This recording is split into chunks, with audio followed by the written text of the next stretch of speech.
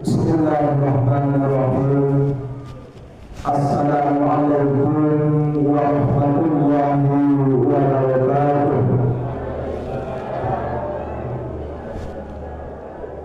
Salatullah salamullah ala Tuhan Rasulillah. Salatullah salamullah ala yasin habibillah.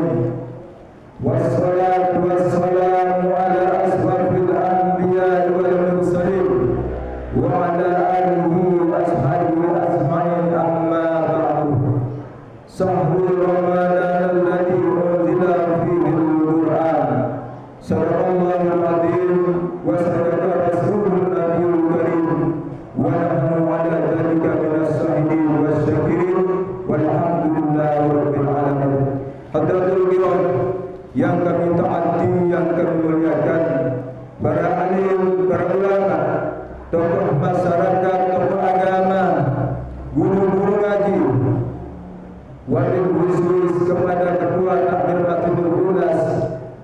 Mudah-mudahan Allah selalu memberikan panjang umur serta hidayah kepada beliau sehingga beliau bisa selalu membimbing kita.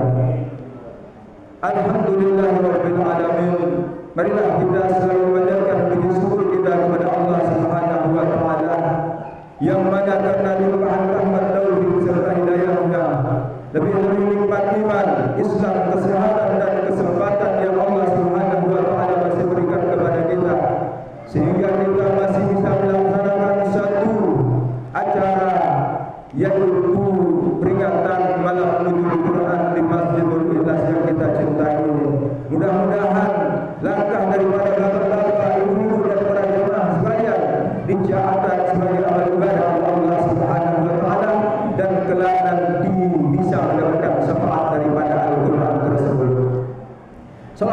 salam mudah-mudahan tetap selalu tercurah limpahkan kehadiran baginda Nabi Muhammad sallallahu alaihi wasallam, yang mana karena jasa-jasa beliaulah kita bisa menikmati kehidupan seperti yang kita rasakan saat ini, yaitu ad-dinul Islam.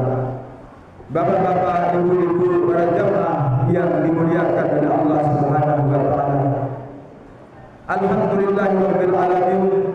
Allah Subhanahu wa taala masih memperkenankan kita untuk berada di bulan yang sangat agung, di bulan yang sangat mulia, di bulan yang penuh dengan keutamaan. Salah satunya ialah maghfirah atau keutamaan ampunan daripada Allah Subhanahu wa taala. Dan pada malam hari ini alhamdulillah kita telah berada di 17 daripada bulan Ramadan, 17 malam daripada bulan Ramadan. Di malam 17 bulan Ramadan tersebut ada suatu peristiwa yang sangat luar biasa, yaitu peristiwa diturunkannya Al-Quran kepada baginda Nabi Muhammad sallallahu alaihi wasallam, atau yang disebut dengan Nuzulul Quran. Muncul satu pertanyaan, apa yang menyebabkan kitab suci Al-Quran itu diturunkan oleh Allah Subhanahu wa taala kepada baginda Nabi Muhammad sallallahu alaihi wasallam? Kira-kira ada yang tahu apa penyebab daripada kitab suci Al-Quran itu diturunkan oleh Allah Subhanahu wa taala kepada baginda Nabi Muhammad sallallahu alaihi wasallam? Penyebab daripada kitab suci Al-Quran itu diturunkan oleh Allah Subhanahu wa taala kepada baginda Nabi Muhammad sallallahu alaihi wasallam adalah suatu ketika Nabi Muhammad sallallahu alaihi wasallam waktu berusia 40 tahun. Nabi Muhammad itu merasa cemas kepada masyarakat kota Makkah pada waktu itu. Lebih-lebih Nabi Muhammad sangat cemas dengan keluarganya, dengan istrinya, dengan pamannya, dengan ponak-ponakannya, atau dengan sepupunya. Nabi Muhammad cemas karena pada waktu itu masyarakat kota Mekah itu menyembah daripada berhala atau menyembah patung. Pada waktu itu, kalau di kota Mekah itu ketika dia mau membuat Tuhan, itu mereka akan buat Tuhan sendiri. Kalau orang yang kaya, dia membuat Tuhan itu dari emas. Kalau orang yang setengah kaya, mereka membuat Tuhan itu dari tembaga. Kalau orang miskin itu membuat Tuhan itu dari adonan dari tepung yang dibuat seperti apa itu jajil. Lalu ketika para orang masyarakat Mekah itu ketika dia marah dengan Tuhannya, maka Tuhannya itu akan dipukul-pukul, akan dihina, akan dicaci. Lalu ketika orang miskin itu marah kepada Tuhannya, lalu Tuhannya itu akan dimakan. Dari Tuhan ini surga jajil jajan dari sembah kedeng ya Tuhannya sehingga bulangnya apanya dari jajan. Itulah kejadian yang terjadi pada waktu itu pada masyarakat kota Mekah tersebut, sehingga Nabi Muhammad SAW pada waktu itu cemas dengan keluarga beliau. Ingatkanlah anak-anak keluarga begini situasinya. Akhirnya Rasulullah SAW pada waktu itu berhalwat. Kalau bahasa Irak itu metape di Gua Hira, atau berhalwat di Gua Hira, atau bersemedi di Gua Hira. Lalu Nabi Muhammad SAW meminta petunjuk kepada Allah. Lalu Allah Subhanahu wa taala pun memberi petunjuk kepada baginda Nabi Muhammad SAW, yaitu mengutus daripada malaikat Jibril. Malaikat Jibril pun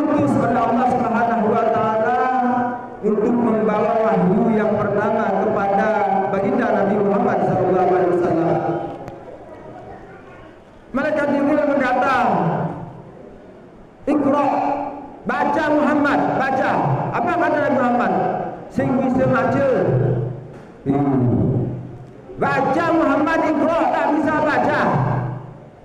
Terus diulang-ulang oleh malaikat Jibril dan pada akhirnya Nabi Muhammad pun melanjutkan daripada bacaan tersebut. Iqra bismi rabbikal ladzi khalaq. Bacalah dengan menyebut nama Tuhanmu. Diutuskan langsung oleh Nabi Muhammad SAW. Lalu setelah menerima wahyu yang pertama tersebut, Nabi Muhammad itu pulang menemui daripada istrinya yang bernama Siti Khadijah. Khadijah, bahkan geranane Nabi Muhammad ketakutan, kedinginan. Khadijah yang datang bahkan geranane, bukain pintunya. Ada Siti Khadijah pun membuka pintu daripada Nabi Muhammad SAW. Kenapa Muhammad? Aku tadi bertemu dengan malaikat Jibril dan aku diberikan wahyu. Lalu orang yang paling pertama mempercayai daripada berita tersebut adalah Siti Khadijah. Dan orang yang pertama beriman kepada Nabi Muhammad yang mempercayai daripada perkataan Nabi Muhammad itu adalah Siti Khadijah. Lalu dilanjutkan dengan sahabatnya yang bernama Abu Bakar dan dilanjutkan dengan sahabat-sahabatnya yang bernama Ali bin Abi Thalib. Itulah sebab asbabun nuzul daripada Al-Qur'an itu diturunkan oleh Allah Subhanahu wa taala kepada baginda Nabi Muhammad SAW. Al-Qur'an itu diturunkan oleh Allah Subhanahu wa taala itu sebanyak 6.236 ayat. Al-Quran itu diturunkan oleh Allah Subhanahu wa taala kepada baginda Nabi Muhammad SAW itu sebanyak 6.236 ayat, 114 juz, 114 surah dan 30 juz. Begitulah Allah Subhanahu wa taala menurunkan daripada Al-Quran kepada baginda Nabi Muhammad SAW. Terus apa tujuan daripada Allah Subhanahu wa taala menurunkan kitab suci Al-Qur'an tersebut? Tujuan daripada Allah Subhanahu wa taala menurunkan daripada kitab suci Al-Qur'an tersebut adalah hudan linnas, adalah petunjuk bagi manusia. Tujuan daripada Allah Subhanahu wa taala menurunkan kitab suci Al-Qur'an tersebut adalah kepada umat Islam itu adalah sebagai penerang. Karena pada waktu zaman jahiliyah itu masyarakat Kota Mekah itu dalam keadaan kacau. Mereka tidak tahu mana yang halal, mana yang haram. Mereka tidak tahu mana yang hak dan mana yang batil. Sehingga Allah Subhanahu wa taala menurunkan daripada Al-Qur'an tersebut sebagai petunjuk bagi umat Islam, yaitu hudan linnas. Yang kedua, tujuan daripada Allah Subhanahu wa taala menurunkan Al-Qur'an itu adalah sebagai solusi atau jalan keluar bagi umat Islam. Ketika Al-Qur'an tersebut dihadapkan dengan seorang petani, maka Al-Qur'an itu akan menjadi solusi bagi seorang petani. Ketika Al-Qur'an tersebut dihadapkan dengan seorang pedagang, maka Al-Quran tersebut akan menjadi solusi dan jalan keluar bagi pedagang tersebut. Ketika Al-Quran dihadapkan kepada seorang guru, maka Al-Quran tersebut akan menjadi solusi dan jalan keluar bagi guru tersebut. Al-Quran diturunkan oleh Allah Subhanahu wa taala sebagai solusi atau jalan keluar bagi umat manusia. Ketika kita punya masalah, misalnya dalam bertani, hasil tani kita itu gagal panen terus, hasilnya itu tidak barokah, maka solusinya itu di dalam Al-Quran. Begitu juga ketika kita berdagang, ragu pedagang pocol dan iragu megai pocol dan kalau bahasa sekarang orang kerja, kalau bahasa orang Panji Anom itu kerja man rahman mandulah. Apa artinya? Jangan iman, jangan telah. Misalnya begitu kita kerja, maka solusinya itu adalah di dalam Al-Quran, yang sebagaimana Allah Subhanahu wa Ta'ala tegaskan di dalam Al-Quran. A'udzubillahi minasyaitonir rajim. Bismillahirrahmanirrahim. Fa idza qudiya lis-shalati fantasiru fil ardi wabtaghu min fadlillah wa dzkurullaha katsiran la'allakum tuflihun. Apabila telah selesai kalian melaksanakan perintah Allah atau melaksanakan salat, maka berdebaranlah kalian di muka bumi Allah Subhanahu wa Ta'ala. Lamun besok sembahyang kudu moyong. Ane bertani, lanjutkan bertani ini. Ane berdagang, lanjutkan berdagangi. Yang jadi guru, lanjutkan ngajarnya. Jangan moyong, bertebaranlah kalian di muka bumi Allah Subhanahu wa Ta'ala untuk mencari karunia Allah. Dan banyak-banyaklah kalian mengingat Allah. Lamun ngalih gawe liu-liunan tentang Allah.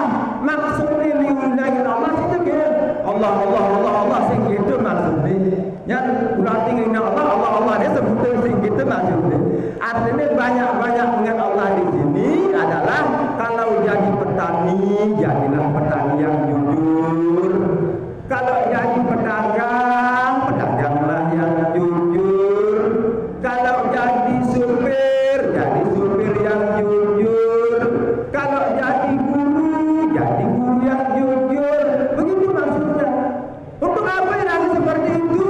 Agar kita itu menjadi orang-orang yang beruntung. Itu kata Allah. Jadi Al-Quran ini sangat lengkap. Ketika Al-Quran dihadapkan sebab kepada orang yang baru berumah tangga, maka Al-Quran itu akan menjadi solusi bagi orang yang berumah tangga. Kalau orang yang baru berumah tangga kepingin mempunyai anak yang solehah, anak yang soleh dan solehah, maka di sana solusinya itu surat Maryam. Jadi kalau kita juga ingin punya anak yang soleh dan solehah, maka solusinya di sana surat Yusuf. Baca surat Yusuf, masa insya Allah anak kita akan menjadi ganteng dan dia akan menjadi anak yang soleh. Al-Quran itu lengkap, di sana solusi bagi kehidupan manusia. Kalau kita bingung, utangin liu singidang mayah, nderlen-nderner, uberbang, solusinya Al-Quran. Yang sebagaimana Allah tegaskan di dalam Al-Quran, A'udzubillahi minasyaitonir rajim. Bismillahirrahmanirrahim. Wa may yattaqillaha yaj'al lahu makhraja. Apa kata Allah? Barang siapa yang bertakwa kepadaku, barang siapa yang benar-benar takut kepadaku, barang siapa yang benar-benar dia menjalankan perintah-perintahku dan menjauhi segala apa-apa yang aku larang, maka aku akan berikan dia mahroja. Aku akan berikan dia mahroja. Apa itu mahroja? Mahroja adalah jalan keluar, solusi dari masalah kita di alam dunia ini. Maka ketika kita punya masalah dengan anak, masalah dengan suami, masalah dengan istri, masalah hutang, masalah apa saja, pokoknya solusinya Al-Quran. Maka sudah surat Al-Alaq sudah dijelaskan. Allah Subhanahu wa Ta'ala akan memberikan kita mahroja, jalan keluar daripada masalah yang kita hadapi di alam dunia ini. Kalau Allah Subhanahu wa Ta'ala sudah memberikan kita solusi jalan keluar dari masalah yang kita hadapi tersebut, maka tidak akan ada yang bisa menutup daripada jalan keluar tersebut. Innallaha tuhlibul mi'ad. Sesungguhnya Allah Subhanahu wa Ta'ala itu tidak akan pernah menyalahi janjinya. Apakah cukup ketika kita bertakwa kepada Allah Subhanahu wa Ta'ala lalu kita akan diberikan mahroja saja dari Allah Subhanahu wa Ta'ala? Tidak cukup. Allah Subhanahu wa Ta'ala itu berikan kita dua. Yang kedua, wa yarzuqhu min haitsu la yahtasib. Apa itu min haitsu la yahtasib? Rezeki bis daripada arah yang tidak pernah kita sangka-sangka. Tahu-tahu ada nak mungkin dan nyupir, tahu-tahu ada nak beli sepeda motor, tahu-tahu ada nak mendengar depan tanah, tahu-tahu ada nak nawar sampi, tahu-tahu ada nak ngaukin melimas dan lain sebagainya. Itu namanya min haitsu la yahtasib, atau rezeki daripada arah yang tidak pernah kita sangka-sangka. Al-Quran itu lengkap, Pak. Nah, itulah Al-Quran Subhanahu wa taala hadirkan ke alam dunia ini sebagai yang pertama sebagai penerang hidup kita, yang kedua sebagai solusi dan jalan keluar bagi umat Islam. Yang ketiga, apa kira-kira fadilah atau keutamaan daripada orang-orang yang cinta kepada Al-Quran, yang sering-sering membaca Al-Quran? Apa keutamaannya, apa fadilahnya? Yang pertama, Al-Quran itu bisa menjadi penenang hati kita. Lamun inguh bu, lamun inguh menjal-jal jak Quran ini, lamun inguh alif ba, lamun inguh sing ada gaya Al-Quran baca, maka insya Allah hati kita itu akan menjadi tenang. Hanya dengan membaca Al-Quran, hati kita itu akan menjadi tenang. Itu yang pertama. Ketika kita cinta kepada Al-Quran, sering-sering mengamalkan Al-Quran dalam kehidupan kita sehari-hari, maka Al-Quran itu akan menjadi obat kepada diri kita di dalam kehidupan kita sehari-hari.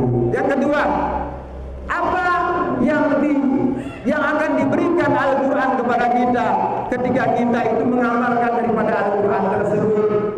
Yang kedua, di dalam satu riwayat pun di sana diterangkan atau dikisahkan ada seorang pemuda. Ada seorang pemuda. Pemuda ini sifatnya itu pasik. Pasik itu beler demen maling pok, beler demen maling sepatu. Pokoknya bener demen nyakitin anak, demen ngabuk pedak kemprang-kempreng, ngai anak-anak keterjun dan lain sebagainya. Bener pemuda ini, Bu. Tetapi pemuda ini punya amalan khusus dia, Bu. Pemuda ini suka membaca surah.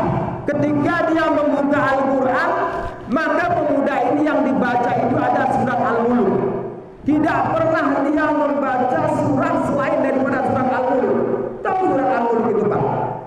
Tabarakalladzi biyadihil mulku wa huwa ala kulli syai'in qadir. Itu surat Al-Mulk ada. Pemuda ini selalu membaca daripada surah Al-Mulk tersebut, Pak. Tidak pernah membaca surah yang lain. Lalu pada saatnya pemuda ini meninggal. Lalu ketika pemuda ini meninggal, karena pemuda ini seorang yang fasik, orang yang benar, maka ketika dia meninggal itu mau dibudul oleh malaikat Munkar dan Nakir. Udi pentong banyak malaikat Munkar dan Nakir. Akhirnya apa yang terjadi? Yang terjadi surat Al-Mulk itu, Bu, menyerupai seperti seorang pemuda. Apa kata surat Al-Mulk ini? Begini, Bu. Bah, ketika malaikat tersebut memukul daripada pemuda ini, surat Al-Mulk itu pun muncul seperti seorang pemuda. Tunggu dulu malaikat. Mau ngapain ini malaikat? Saya mau memukul pemuda ini. Jangan. Kenapa jangan? Pemuda ini ada orang yang fasik, orang yang belar. Dia harus dipukul. Tak boleh dipukul pemuda ini. Itu surat Al-Mulk. Tak boleh dipukul. Kenapa tak boleh? Karena pemuda ini selalu mengamalkan daripada surat Al-Mulk. Dan sayalah surat Al-Mulk itu. Tetapi pemuda ini ada pemuda yang fasik.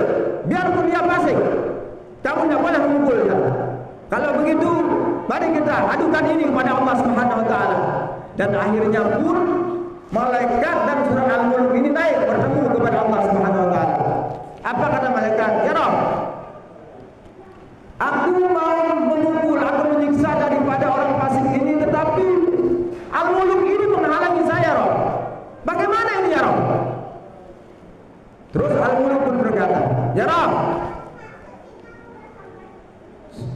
seorang pemuda ini ketika dia masih hidup, dia selalu membaca surat Al-Mulk.